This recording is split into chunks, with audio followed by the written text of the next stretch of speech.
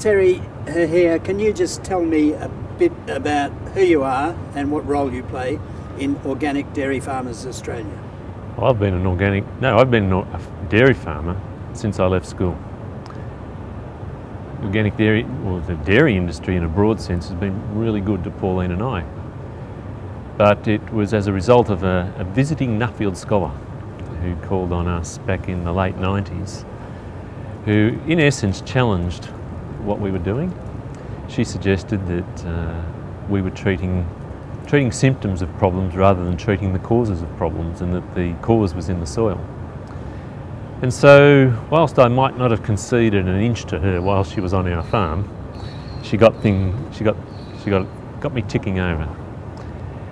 So, several months after she left, I saw an all-brick soil course being advertised. I went along, and so after a while, we became convinced that she was right, that the solutions to a lot of the problems that confront all farming systems, whether it be plant disease, vitality, and subsequently animal vitality out of all of that, and good health, it all stems from the soil and balancing the nutrients in the soil. And so what that led us to, we took that approach, and I had no intent of being an organic dairy farmer. So organic sneaked up on us, and as things started to work better for us, I thought, well, perhaps there's an opportunity here in organic. But there was no financial incentive, there was no market for organic.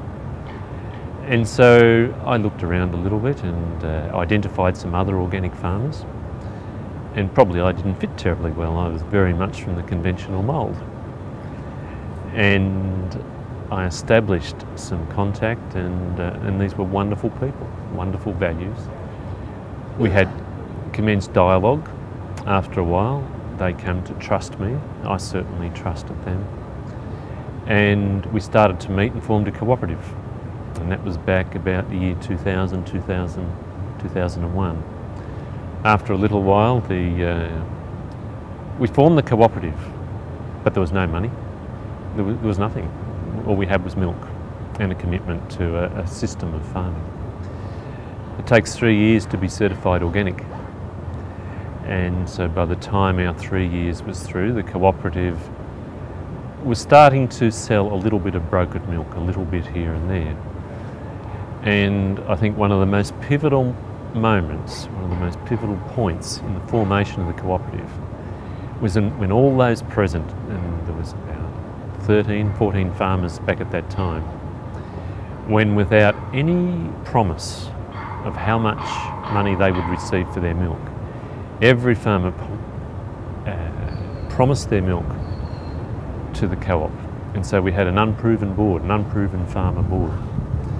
Nevertheless, each of them signed a document committing their milk there because they believed.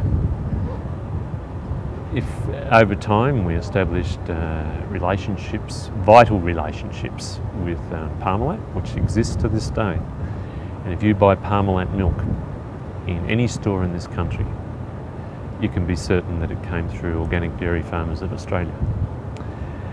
We've also formed, at that time we formed strong alliances with Tatura Milk. And currently we have toll processing and customer relationships with a whole range of organisations that we believe have similar values to ourselves, which means that we have our product delivered into stores in China. I've been in a store in China and see new HT delivered from Organic Dairy Farmers of Australia. We've got cheese in the supermarkets, and a range of cheeses now, specialty cheeses coming online in independent stores all over the country. It's an intoxicating story almost. It's a fantastic story. Give me some context. In terms of your geography, where do your producers hail from? And also, what does organic mean in terms of drinking milk? Okay, we'll deal with where we come from first. I'm from northern Victoria near Kyabram. We have a little cluster around there. There's a farmer from Leachville. We extend right up into Corrion, up in the northeast, The farmers who formerly had Snowy Mountain, a part of the cooperative, they decided to band together with us. We have farmers down as far as Maffra in Gippsland, Western Gippsland, South Gippsland, and we also have farmers in around Timboon and down at Warrnambool as well. So we have a fairly wide footprint. You've recently announced a sort of distribution deal and I think a production deal with Aussie Farmers Direct. Can you give us the backstory on that? Yeah, we're delighted to have association with Aussie Farmers Direct. The chairman, founder of Aussie Farmers Direct, his values, or the values of that organisation, are absolutely aligned with ours, and they have established themselves. Their credibility is outstanding. I think they're the fastest growing food company in Australia. The profile of Aussie Farmers Direct's customers fits with the profile of our customers, people who value their food, who just don't want food because it goes down their throat. They just don't want fuel. They want good food that's been grown in a respectful way, where the people who have grown it understand what they're doing. They are not mining their soils. Producers of food say that the production of organic food is simply not sustainable in terms of the challenges facing mankind and feeding 8 billion people by 2050. Is your organic production system sustainable in terms of scale? We milk 700 cows.